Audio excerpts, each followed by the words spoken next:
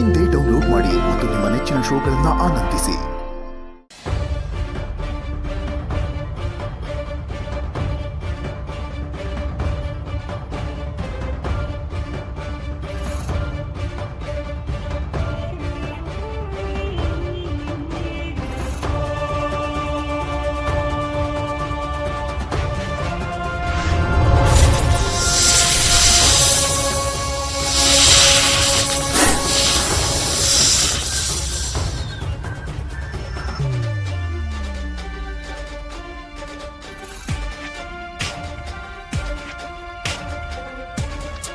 ಆ ಅಂಬಿಕಾಗೆ ಸಹಾಯ ಮಾಡ್ತಿರೋ ಆ ಶಕ್ತಿನ ಈಗಲೇ ಬಂಧಿಸು.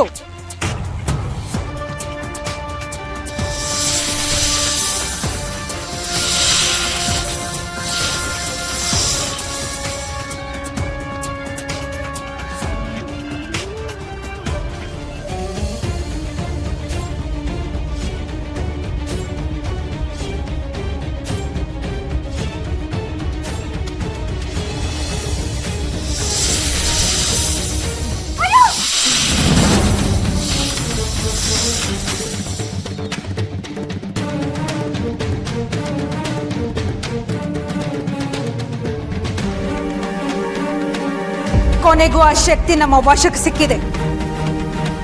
ಮುಂದಿನ ಕಾರ್ಯ ಶುರು ಮಾಡು.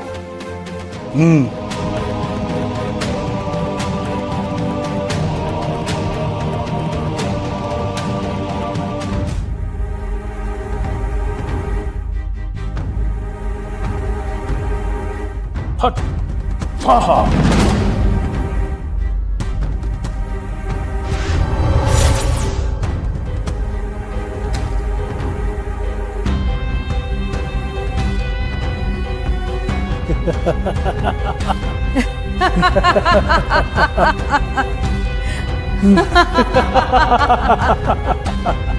ಅಯ್ಯೋ ದೇವ್ರೆ, ಕಂದ ಬೇಡ,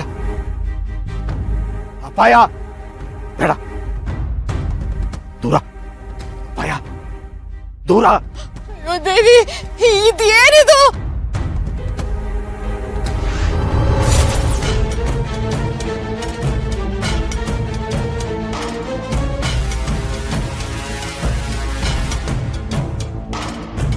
ಬಂಧನ ಬಂಧನ ಬೇಡ.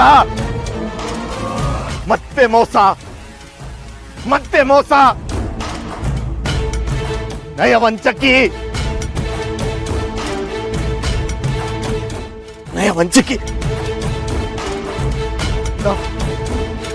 ಭಯ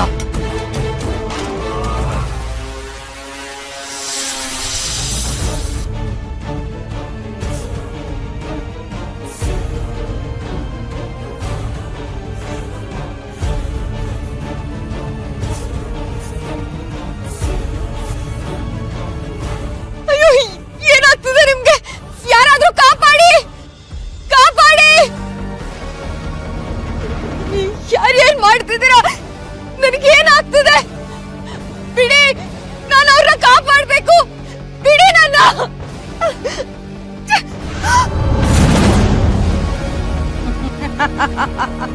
ಕಾಪಾಡೋ ಶಕ್ತಿಗೆ ಸಾವಾಯ್ತು.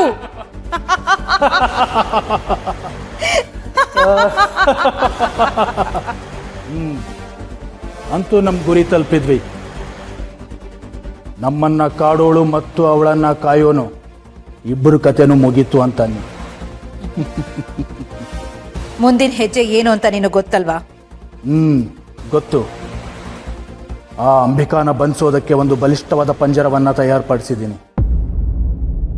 ಆ ಪಂಜರ ಅವಳಿಗೆ ಹೇಗೆ ಹಿಂಸೆ ಕೊಡುತ್ತೆ ಅಂದರೆ, ಅವಳು ತಾನೇನೆ ಮುಕ್ತಿಗೋಸ್ಕರ ಆತೊರಿಬೇಕು. ಮುಂದುವರಿಬಹುದು.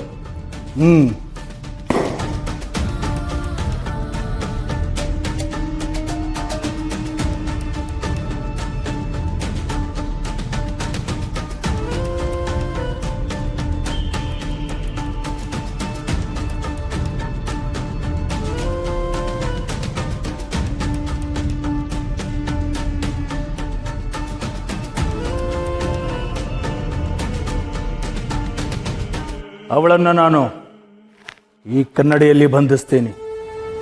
ಸರಿ, ಅವಳಿಲ್ಲಿಗೆ ಬಂದು ನನ್ನನ್ನು ನೋಡೋ ಹಾಗಿಲ್ಲ. ಅವಳು ಕಾಣದಿರೋ ಕಡೆ ನಾನಿರ್ತೀನಿ.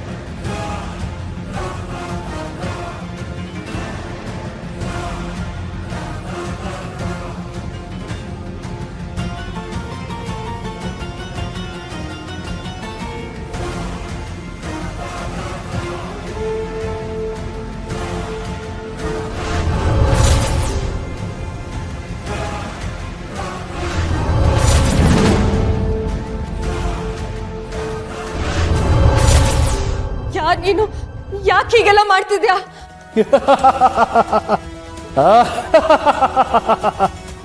ನಿನ್ ಪ್ರಶ್ನೆನೇ ತಪ್ಪು.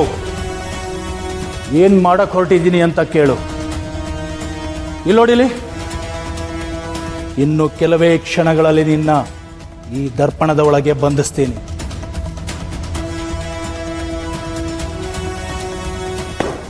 ಆಮೇಲೆ 1 ವಾರದ ನಂತರ ಬರೋ ಘೋರ ಅಮಾವಾಸ್ಯೆ ದಿನ ಈ ಕನ್ನಡಿಯನ್ನ ಸರ್ವನಾಶ ಮಾಡ್ತೀನಿ.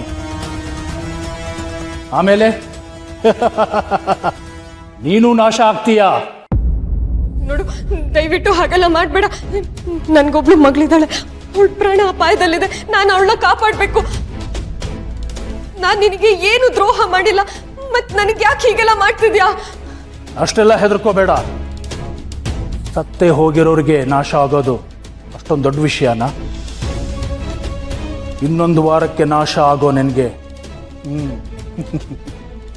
ಸ್ವಲ್ಪ ದಿನ ಖುಷಿ ಸಿಗೋ ಹಾಗೆ ಮಾಡೋಣ. ನೀನು ಈ ಕನ್ನಡಿ ಜಗತ್ತಿಗೆ ಹೋದ್ಮೇಲೆ ಅಲ್ಲಿ ನಿನಗೆ ನಿನ್ನ ಮನೆಯವರೆಲ್ಲ ಕಾಣ್ತಾರೆ. ಆ ಮನೆ ಕನ್ನಡಿಲೂ ನೀನು ಇರ್ತೀಯ. ನಿನ್ನ ಯಾರೂ ನೋಡೋಕ್ಕಾಗಲ್ಲ. ಆದರೆ ನೀನು ಎಲ್ಲರನ್ನೂ ನೋಡಬಹುದು. ಮುಂದೆ 1 ವಾರದ ನಂತರ ದಯವಿಟ್ಟು ಹಾಗೆಲ್ಲ ಹೇಳ್ಬೇಡಿ. ನಾನು ನನ್ನ ಮಗಳಿಗೋಸ್ಕರ ಇಲ್ಲೇ ಇರ್ಬೇಕು. ನಿನಗೀಗ ಉಳಿದಿರೋದು 1 ವಾರ ಮಾತ್ರ. ನಂತರ ಮುಕ್ತಿ. ನೋಡಿ, ನನ್ನ ಮಾತು ಕೇಳಿ. ನನ್ನ ಮಗಳು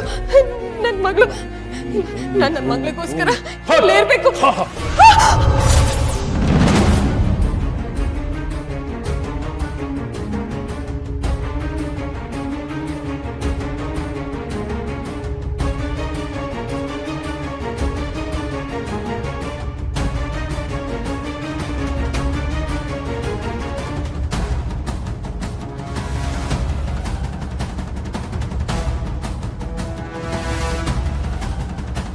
ಈ ಕನ್ನಡಿ ಜಗತ್ತಿಂದ ಅವಳನ್ನು ಆಚೆ ತರೋದಕ್ಕೆ ಸಾಧ್ಯನೇ ಇಲ್ಲ.